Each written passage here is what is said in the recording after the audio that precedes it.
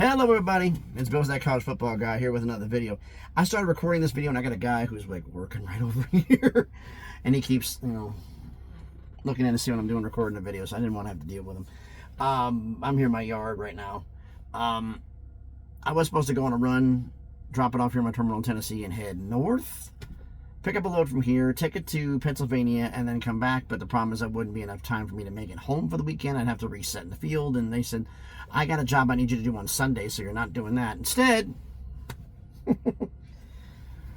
I got told, well, a driver abandoned a truck. Say a command. I wasn't talking to you. Shut up. I'm gonna plug you so you shut up. There, bye-bye. I'm in the truck by myself and I'm having somebody else talk to me. Anyway, yeah, I got to go pick up a truck at a rest area in Alabama. Doesn't say what interstate, U.S. highway, where it is. We're trying to find out more. Oh. So it's going to be a fun day. It's going to be a fun day. So the title, what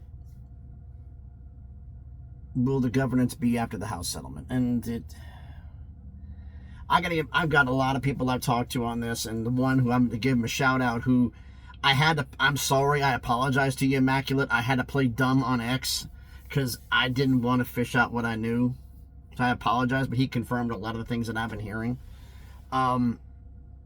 That for those of you who are on this channel, I've been talking about the fact that there was going to be a new subdivision within Division 1 for damn near a year. I figured this was what it eventually was going to be. Well, turns out that looks like it's going to be, and it's going to be based upon revenue sharing, based upon the tiers.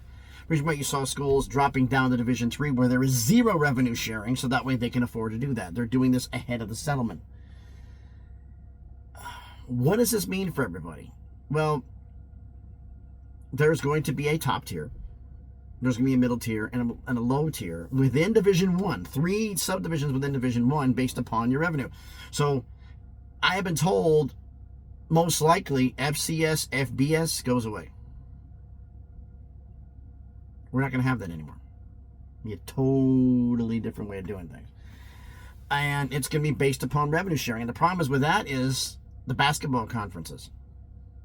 They're like the Big East is considered a power conference in basketball.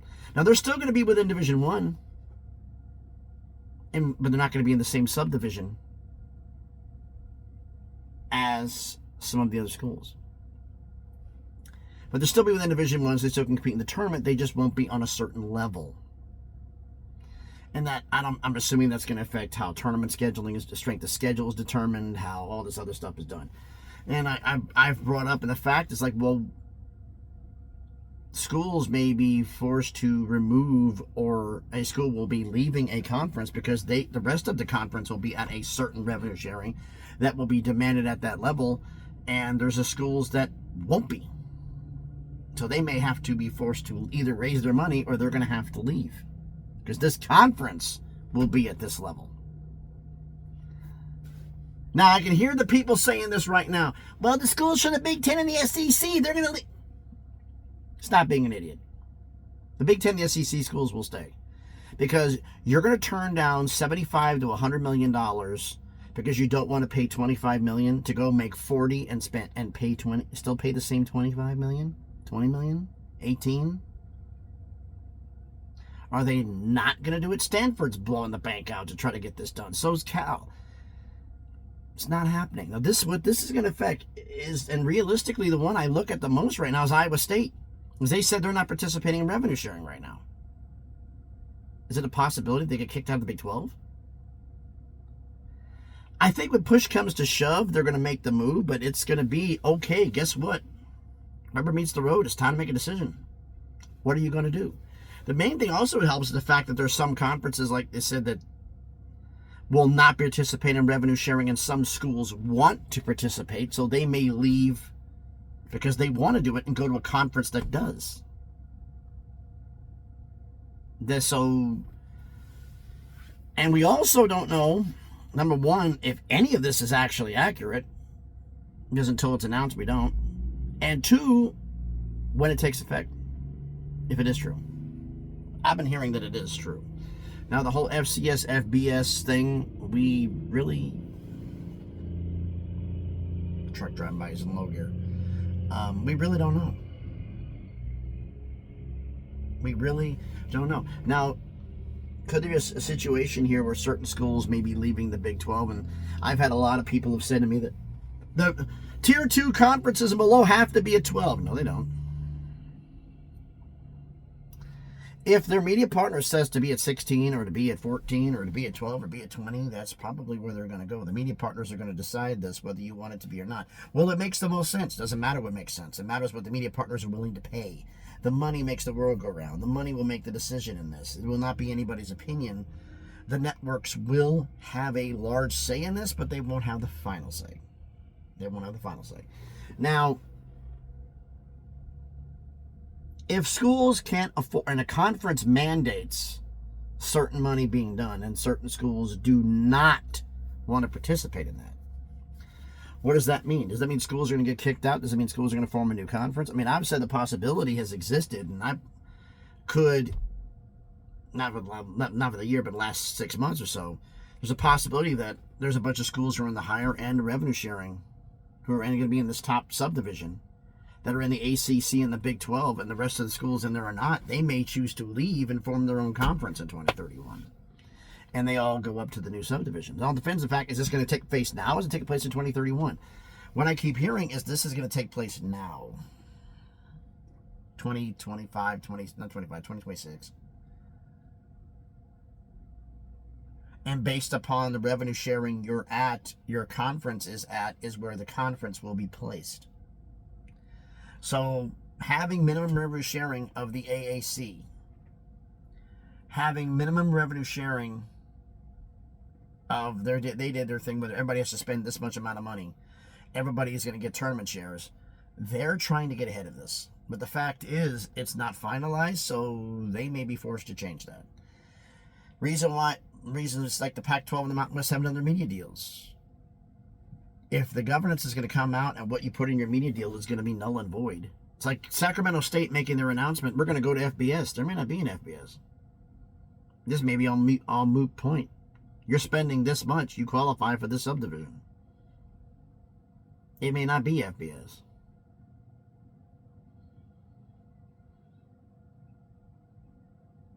We don't know what this is going to be. But it's looking to be a 3 subdivision system within Division 1. The higher end schools, SEC, Big 10, and whoever can come with them will be on the top tier. The middle tier is going to be what's left of the Big 12, the ACC, who can afford that level of sharing. And there's going to be the lower level of revenue sharing, which is going to be, at a certain level, going to be what FBS G5 are. If you can't afford that, you may be dropping down, now be like the lower, nothing to a certain point. I have heard Division 3 has none. I have heard there's going to be levels in FCS, for the 3 subdivisions within Division 1. I have heard 0 about Division 2. Is that going to be you have to do something? Like 100,000 of this? I mean, there's the possibility that Division 2 might evaporate. They may just be those who do spend and those who don't on a certain tier level. Division 3 to Division 2 to this, based upon spending. Now, all of this is subjective. So could this mean that we get new schools coming into FBS? Yeah. Could mean schools could be dropping down out of Division 1. Yeah, we already seen one. There's schools that drop down, maybe dropping down again, like in Idaho, maybe. Would Jackson State be moving up? Because based upon spending, I've been hearing it's not based upon spending for the school, it's based upon spending for the conference. The reason the SEC and the Big 10 haven't announced anything yet is because nothing's finalized, so they're not going to announce anything until it's done because they're writing this crap. And if they're not putting anything out, I wouldn't be doing anything, but the American wanted to get ahead of it, so I get why they did it. And it's an interesting idea what to do. Whether it's going to hold or not, I don't know. Like the Pac-12 wanted to do with theirs with the basketball shares, where you keep half of it and the other half goes to the rest of the conference. We don't know if that's going to be valid or not, because it all depends on what's going to happen with revenue sharing. It's based upon the tier you're in. Now, are any schools in the Pac-12 be able to spend, or the Mountain West, or Conference USA, or the American be able to, or the MAC, the Sun Belt, be able to spend like some of the schools up there? I don't know. Oregon State probably could. They're in probably the best position out of everybody because they still have the facilities. They have the mindset. They have the hustle. It's going to depend what happens. I mean, there's a possibility you may see schools at this conference spending at this level. Well, then you're going to have to go.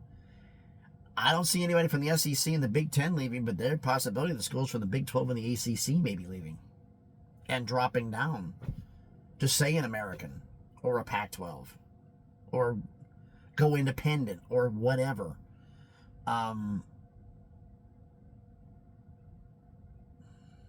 We don't know what this is going to be because we also don't know what the damn tiers are.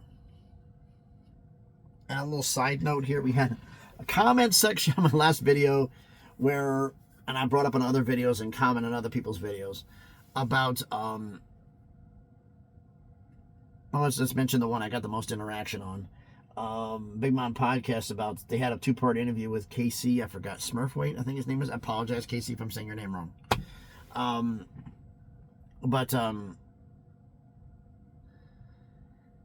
He had up that Big 12 had interest. Okay. In UNLV.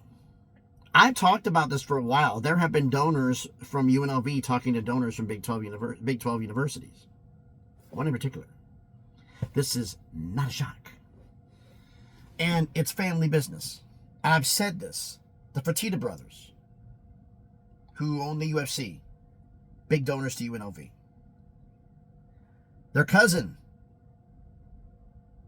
big donor to the University of Houston. Family business. When Houston and UNLV played last year, there was a friendly wager between the family, the Fertitta family, on who'd win that game. UNLV won, to the shock of some people. And the passing comment that went around, as I mentioned this, is it'd be nice this would have been a conference game. So saying the fact that there's banter back and forth between donors, yeah, it's the Fertitta family talking to each other. So it's technically still true. Are there other members being interested? Here's the one thing you need to understand. If the Big 12 decides to add people, and it's not schools from the ACC, and they do decide to dip their toes into the G5, if, let's get that out the way. If that does happen, they're going to be looking at schools that viably fit, but they're also going to be asking the membership, because the membership has to approve. So I said that most likely, it's actually 5 schools, 6 technically, or 6 technically for you guys, that Memphis, Tulane, South Florida, UConn, Boise State probably be picked ahead of UNLV, possibly Oregon State. Here's the problem with that argument. But when the ACE, and the other thing about the Big East, the SEC taking 2 schools at a time, which has been brought up, there's no time limit between how long they take 2 schools and take another 2 schools. You do understand that. So they could take the first 2 from the ACC, the Big Ten takes 2, and then they come back and take another 2. It's still 2 at a time. It's just never was a difference of how long it's going to be made.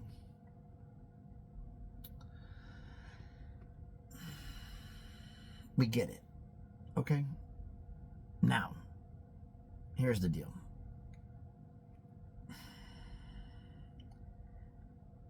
I'm figuring with the ACC gets rated,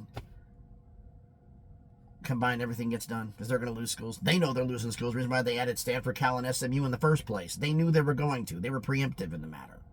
They know they're going to lose them. How many? Don't know at this point.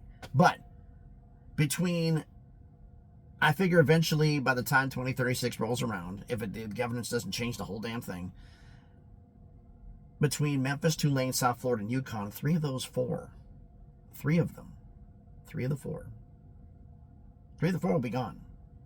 Possibly all 4. because the ACC is going to be geographically close. They're not going west. So if you're the Big 12 and those 3 or 4 are off the books, who are you adding? And you have to ask your membership. So if you're going to add schools out west, you're talking to Arizona, Arizona State, BYU, Utah, and Colorado. You're talking to them, to what they want. So if for them, where would they rather travel? Would you rather travel to Vegas, where for Arizona and Arizona State is right across the border, BYU and Utah, both were in the Mountain West before with UNLV, so that they know that trip. That's an easy one for them. Colorado, a little bit further away, but it's still not that bad, and it's 9 billion flights, it seems like, every year into Vegas. You could do that, or you could do other things. You could go to Corvallis, you could go to Pullman, you could go to Boise. Does Corvallis and Pullman have the hotel rooms, ballrooms necessary for other teams to come in? Yeah, they do. Does Boise? Not really. Not as many as some people come. They've had fans coming in. They're improving, but they're not huge level yet. Vegas? Can't find a hotel room or a ballroom in Vegas. Are you serious? You'll have them. San Diego State to the Big 12? No. They burned that bridge when they turned them down for the Pac-12. No. Could they eventually come back and get them? Yeah, if their football program actually starts winning. But right now, no.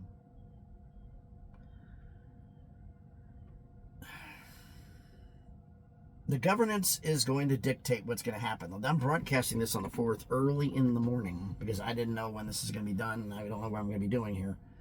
But I want to get this in. The governance is going to come. The result's going to come out if it's even finalized today on the 4th. We don't even know that's going to happen.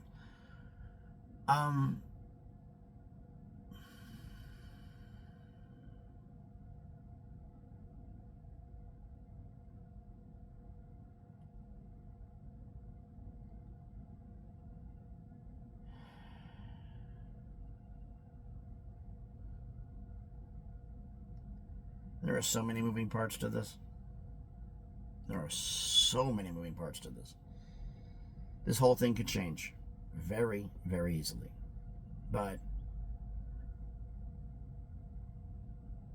this could be a very interesting day, and I'll be doing a follow-up video on this once I get a chance to look over this thing, if it's finalized. But I've done enough running my mouth. Why don't you let me know what you think about all this down in the comments. So thanks, everybody, for watching the video.